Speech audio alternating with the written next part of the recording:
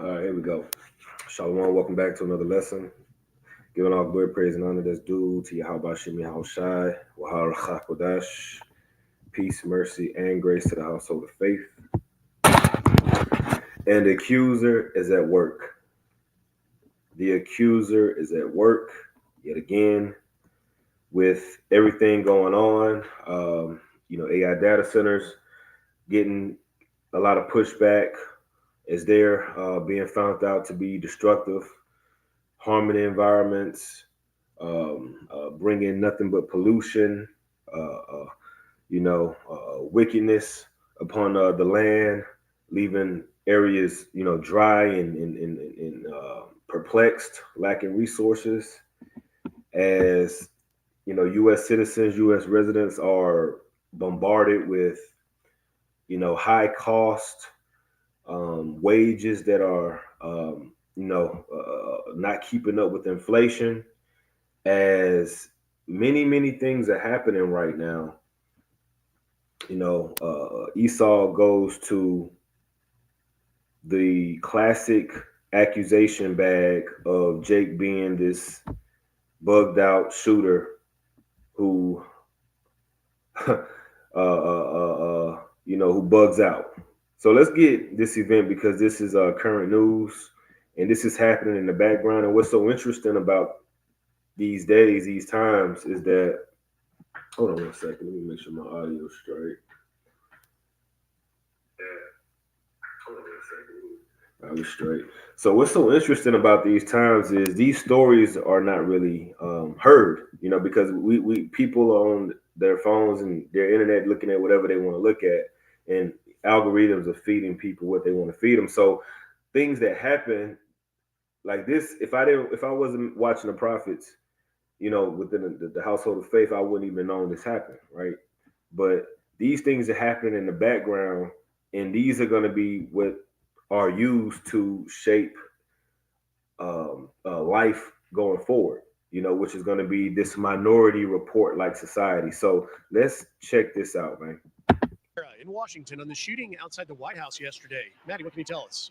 Hi, good morning, guys. So this happened around 6 p.m. local time. So for those that don't know, that's usually around the time that correspondents at the White House are preparing for their evening live shots. So many of them actually heard the shots, and some of them scrambled to the ground for cover. The White House was placed on lockdown for nearly an hour. A Secret Service spokesperson says a person came to the checkpoint near 17th Street and Pennsylvania Avenue, and per their preliminary investigation, they say as the man walked up, he took a gun from his bag and began firing at officers. The Secret Service, they shot back and hit the suspect, who later died at a local hospital.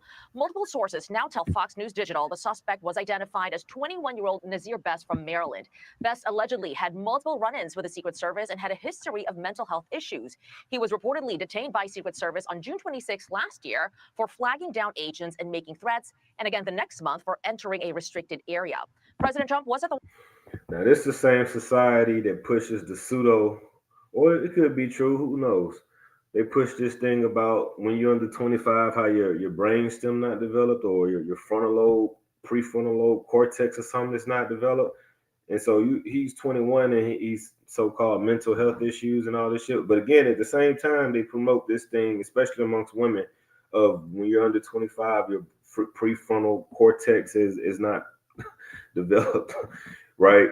But he has a history of mental health issues, and here comes the mental health issues. This is all the propaganda of the accuser, because the accuser is a warlock. He uses words. You see, Genesis chapter 3. He uses words, man. Trickery, deception. He has a way with his words, man. Genesis chapter 3 and 4, it says, and the serpent said unto the woman, ye shall not surely die. That's it. The serpent, the magician, the Nachash in the Hebrew, the magician said, what? Thou shalt not surely die. What is surely? He told her that she won't die, which was a lie, because the law, statutes, and commandments led to life. And by breaking, such that would lead to death. So thou shalt not surely die. Surely, that word is mawath. Mawath, to die, to kill, have one executed. Okay, just wanted to see what that was. But yeah, that's what he said, which was a lie. You see, but he's the deceiver. So everything about Esau Edom is deception, man. Deception. All of these goddamn terms they have out here. Let's go. The White House when this happened, but he was not affected. The president later reacting onto social saying this: "Thank you to our great Secret Service and law enforcement for the swift and professional action taken this evening against a gunman near the White House who had a violent history and possible obsession with our country's most cherished structure. The gunman is dead after an exchange of gunfire with Secret Service agents near the White House gates." This event is 1 month removed from the White House correspondents' dinner shooting and goes to show how important it is for all future presidents to get what will be the most safe and secure space of its kind ever built in Washington, D.C. The president there appearing to refer to the White. And let's look at that last shooting. Let's look at that last one, right? Because that one was a little faulty too. Let's bring that one up. Let's see. Yeah, this one, right? And this ain't even how Jake moved. Jake don't be on this type of time, man. Especially a 21-year-old Jake, man. Jake want to smoke weed, hang out.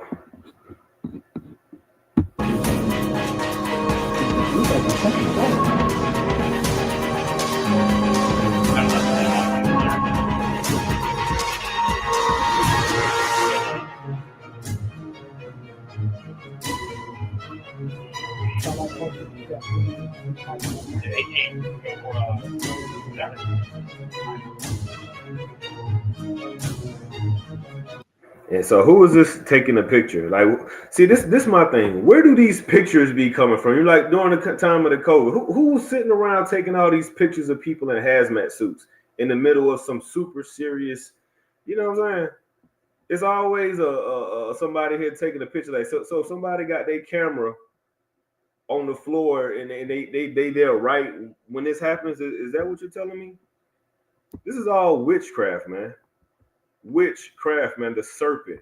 This is why the scripture says that old serpent, that old magician, that old warlock who goes back to the time of Adam, who goes back to the time of, you know, the Chaldeans of Babylon. It's always been this magician, you know, left-handed group of people.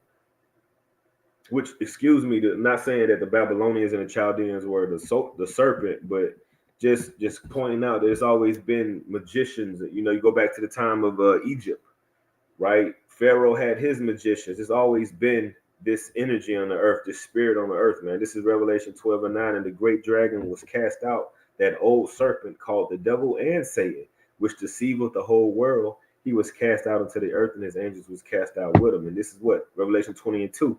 And he laid hold on the dragon, that old serpent, which is the devil and Satan, that bound him 1,000 years. Now let's unpack that. That old serpent, that old witch, which is the devil, the deceiver, and Satan, the verse one, or the adversary, and bound him 1,000 years. And this links to Esau Edom. This is Esau Edom, okay? This is Esau Edom, because it tell you that you can go to Maccabees, because when the Edomites came into power, beginning with the third beast, the third and fourth beast is Esau's rulerships. When Esau came into power, Maccabees 1, and I'm going to read 1, and I'm going to jump down. And then it happened after that Alexander, son of Philip the Macedonian, who came out of the land of Shittim, had smitten Darius, king of the Persians and the Medes, which was the second beast, that he reigned in his stead the first over Greece, and made many wars and won many strongholds, and slew the kings of the earth, and went to the ends of the earth, and took spoils of many nations, insomuch that the earth was quiet before him, whereupon he was exalted and his heart was lifted up. This is the third beast coming into effect, right? Then when you jump down,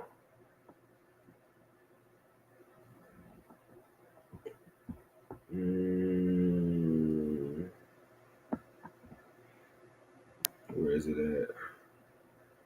Verse 9, it says, and after his death, Alexander, they all put crowns upon themselves, his generals. So did their sons after them many years, right? Generations on down. And evils were multiplied in the earth. So as the Greeks began to reign over time, evils multiplied in the earth. See? Because this is the man of sin, and that's why the scripture said what? That old serpent called the devil and Satan, which deceiveth the whole world, and he will deceive them because he's the man of sin. He's a fugitive. He's a fugitive. He's Cain. 2 Thessalonians 2 and 3, let no man deceive you by any means. And that's these people, beginning with these Edomites. For that day shall not come except there come a falling away first, and that the man of sin be revealed, the son of perdition. So you have that happening in DC. This is the second,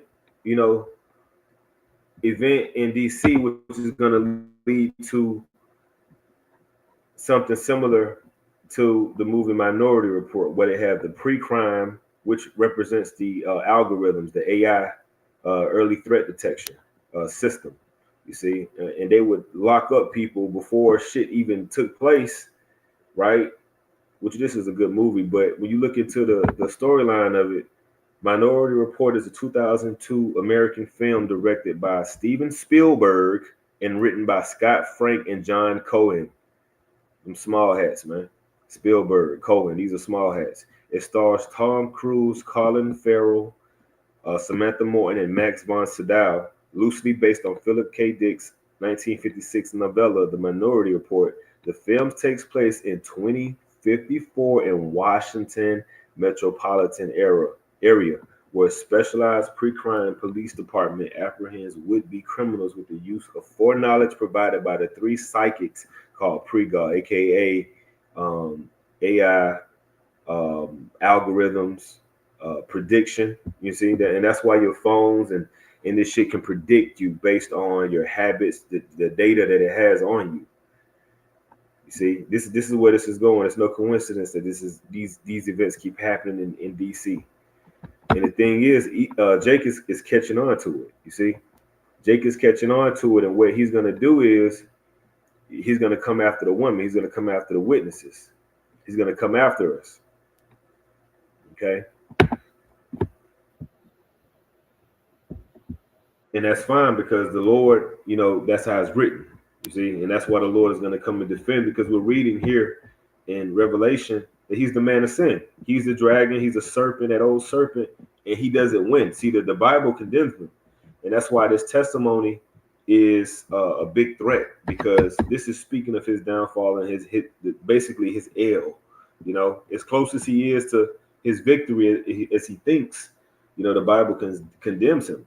And so this is no coincidence that the guy who does this, they say, thought that he was or believed himself to be Jesus Christ, because they want to stop anything Bible related of being in the earth anymore, man. I forgot that detail, but we didn't get there. But in another video, it talks about how he claimed and believed that he was Jesus Christ. But anyway, I'm going to continue and get this clip.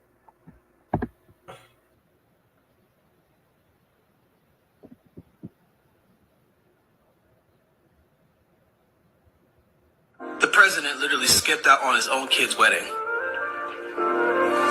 And it just happens to fall on the same day that happened in front of the White House. And all of a sudden it's a black guy. He's like, do you think we're stupid? Like, I get the education system in America is hot garbage, but do you actually think we're this dumb? You think we're like those people from the movie Don't Look Up? If you don't know what movie that is with Leonardo DiCaprio, go look it up. You'll see exactly what I'm talking about. You think we're people like that? You think we're actually that stupid? You think we don't know what a false flag is? You guys got to come up with something better than that. Oh, yeah, I told you. It's the damn blackies. It's those black men with the locks, those YNs. Oh, I told you they violated nature, yeah. You think we're stupid, bro?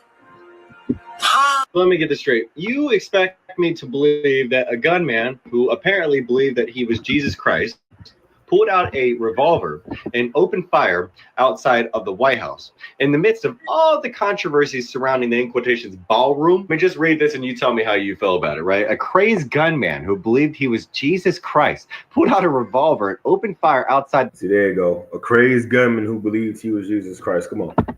The White House Saturday night before he was quickly taken down by a barrage of shots from the Secret Service, sources said. Najir Best, 21 years old, by the way, fired at a checkpoint at about 6:10 p.m. after being seen pacing in a strange manner up and down 17th Street Northwest, sources told the Post. He only got off a few shots before he was shot and killed in a hail of bullets from federal officers. I don't know if you guys saw the live press coverage, but it kind of looked how I look right now, if you feel me. In that instant, like it says here, Best bypassed a restricted White House pedestrian control post by walking through an exit turnstile lane, right, and made crazy statements when DC police and Secret Service agents detained him. Best claimed he was Jesus Christ and that he wanted to get arrested, court records of the incident said. Okay, so why exactly was he not arrested then and there? How can anybody not see what I did there, through this fucking facade? Just like the Ivanka Trump situation. Can we please be so fucking for real right now, people? All of this drama leading up to midterms, and people really find this shit to be surprising? Don't get mad, but I really don't give a damn. So this 21-year-old black man is dead after allegedly firing shots near the White House and being killed by Secret Service. And before y'all start, no, I am not defending violence. I am asking questions, because what's bothering me is this. If y'all already knew this man was mentally unstable, if y'all already allegedly had prior awareness of him, if y'all already knew he could potentially be dangerous, then how the hell did he still make it that close to the White House with a weapon in the first place? That's what people want to know. And another thing that's making people uneasy is the timing of everything happening in this country. You got people like Elon Musk talking about brain chips and enhancing humanity, godlike powers. You got politicians being treated like saviors and idols. You got technology moving faster than people can mentally process. You got people online losing touch with reality every single day. And then situations like this happen. So of course, people are going to start questioning. Yeah, when you got the black women calling you out like this, man, your cover's been blown, buddy. And that's the man of sin being revealed. See, they're not going to say Esau, Edom. That's where we come in, right? The prophets, the ones that have been blessed with this testimony and understanding, we come and link this to the scriptures and say, this is Esau, Edom. This is, again, 2 Thessalonians 2 and 3. Let no man deceive you by any means. See, deception, the left hand, this is the Lord's left hand working in the earth. See, but his right hand is going to be able to, the people on the spirit of the right hand is going to be able to see through the deception. You see, for that day shall not come, what, the day of the salvation, okay, except there come a falling away first, and that man of sin be revealed, the son of perdition. Let's continue on. What was the next verse? Who opposeth, verse 4, who opposeth and exalteth himself above all that is called God or that is worshipped, so that he as God sitteth in the temple of God, showing himself that he is God. And he's doing this by way of his technological blessing. He's been blessed with, this tech, his sword, his media, all these different tools that he used to remain on the move, right? Because again, he goes all the way back to Cain in the spirit, which was the accuser of the brethren at that time. You see, because Abel was a righteous man, equivalent to Jacob, and Cain was evil. He wanted to do what he wanted to do, even though the right thing to do was manifest. It was known. He did what he wanted to do. And his thing was, if I take out, my brother, then there's none to compare what I'm doing to. The things that I'm doing, there's nothing to compare it to. You see, that's why he said it does not. Let me get it. It's Genesis 4 and 5. It says, but unto Cain and to his offering he had not respect. The Most High didn't respect his offering because they knew back then, the law was oral. You didn't have the stones, but you was to I'm sorry, let me jump up. Verse 3. And in the process of time it came to pass that Cain bought of the fruit of the ground an offering unto the Lord. And Abel he also bought of the firstlings of his flock and of the fat thereof, and the Lord had respect unto Abel and to his offering. But unto Cain and to his offering he had not respect. And Cain was very wroth, and his countenance fell. And the Lord said unto Cain, why art thou wroth, and why is thy countenance fallen? If thou doest well, shall not thou be accepted? And if thou doest not well, sin layeth at the door. And unto thee shall be his desire, and thou shalt rule over him. You see? Next verse, and Cain talked with Abel his brother, and it came to pass when they were in the field, Esau was known as what? A man of the field, that Cain rose up against Abel his brother and slew him. The accuser, man. See, and this is what this is all leaning up to, is Esau planning to slew Jake. You see, and we watching the accuser at work. We got more. We're gonna talk about these team takeovers next. What kind of society are we creating? Because somewhere along the line, people start wanting leadership and started wanting worship, and that's dangerous no matter who the leader is. One thing I do know is this: when people are mentally spiraling, isolated, angry, paranoid, or disconnected from reality, bad things happen. And instead of us only reacting after tragedy strikes, maybe we should be paying attention to the warning signs before it gets there. And yes, people are also questioning why in some high profile situations suspects survive long enough for the public to get answers. And in other situations, especially involving black men, everything ends in death before the full story can even come out. People notice patterns, people ask questions, and people are tired of feeling like they never get the full truth. That's not being crazy. That's people wanting transparency. Yeah, man. So let's take that info, right? Let's deal with these takeovers, right? Because this is another thing that is getting a lot of attention. Look, viral team takeovers. You know, let's check this out, because these team takeovers, Jake gonna be the face of that too, this is gonna be under the umbrella of domestic terrorism, right? And all of this data is gonna be used, with this AI control grid, this Palantir, AI control grid, pre-crime. Welcome back into Live Now from Fox. We want to shift gears here a bit and talk about some of the trends that we're seeing across the country here. I do want to bring this up on your screen here. And what you're looking at is this. We got DC up in there. DC. We got ATL Atlanta. We got Brandon, Florida, and we got Chicago. Come on. Viral teen takeover movement here that we are seeing across the country. And I just want to give you a little bit of background to what we're seeing, as from upscale waterfront neighborhoods to malls, parks, and packed restaurants, viral teen takeovers are erupting across the country, with police responding to fights, robberies, vandalism, and gunfire as massive crowds of juveniles overwhelm public spaces. And you can see there, we have 4 boxes there of these teen takeovers in Chicago, Florida, Washington, D.C., and Atlanta, Georgia. So what we want to do now is bring in our next guest onto the program here, Michael Gold, who is the founder of the NYPD K-9 unit and a former NYPD officer. Michael, thank you so much for joining us here today. So talk to us a little bit about the difficulties here that law enforcement officers experience when it comes to trying to deal with a large crowds of juveniles like some of these that we've seen on the screen here. Yeah, certainly. So thanks for having me, Bowen. So this is nothing new. Urban teenage violence, teenage rebellion is part of the fabric of our society. We all, to some degree, rebelled when we were teenagers. This, of course, is taken to another level, but nothing new. In the 80s, I was a member of the NYPD, and there was a phenomenon called wilding. Wilding meant gangs of teenagers spontaneously went on sprees of violence, mugging people in Central Park through the theater district, unannounced and very spontaneous. It's difficult because teenagers are generally not held to the same standards as adults. So they're treated completely different by the criminal justice system. In fact, there's a separate system. There's a juvenile justice system. So it's very difficult. So nothing really happens. There's no consequence. And if we live in a very permissive society now, so it's a very difficult problem. And as the summer approaches, it's going to continue. So what role do we see social media play when it comes to these takeovers? And what sort of, does that really prove it to be more difficult for officers? Or does that help to maybe track down a location that it might spark at and kind of nip it before it happens? Right. So it's a double-edged sword. So law enforcement does have the intel of searching social media, but these things happen so rapidly.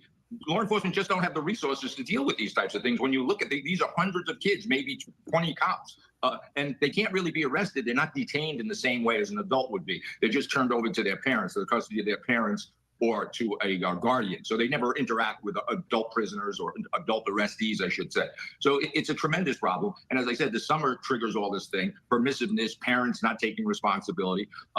So it's a societal problem that's existed before, but social media certainly adds fuel to the fire, for sure. And look, concerns growing over how to put a stop to teen takeovers.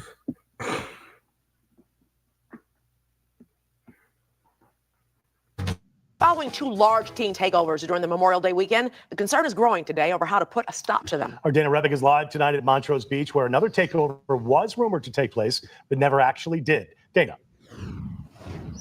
Good evening. The mayor today encouraged parents to take responsibility, to know the whereabouts of their children, and discourage them from attending events like this. But some city aldermen feel that there should be more liability for parents and that they should potentially be criminally charged if their teens break the law.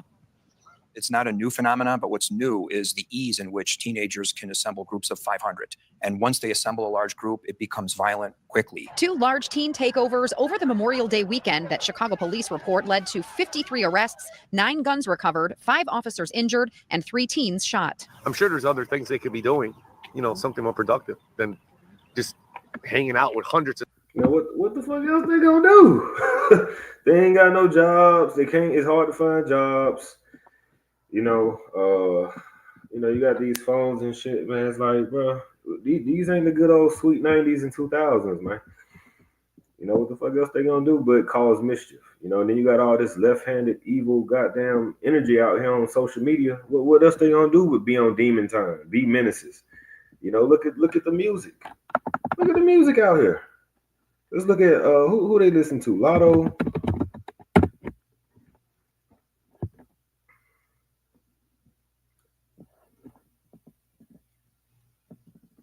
Every video you see, they naked. They it's some type of lesbianism going on. They dancing and kissing and twerking on each other. Like these young folks ain't got nothing but demon time right now. So what else are they gonna do? You see, and nobody and see that's why he got to go back to putting the blame on Jacob because he's ready to move. You see, and this is why our Lord is gonna send our Savior. Shit. Tripping. Hold on.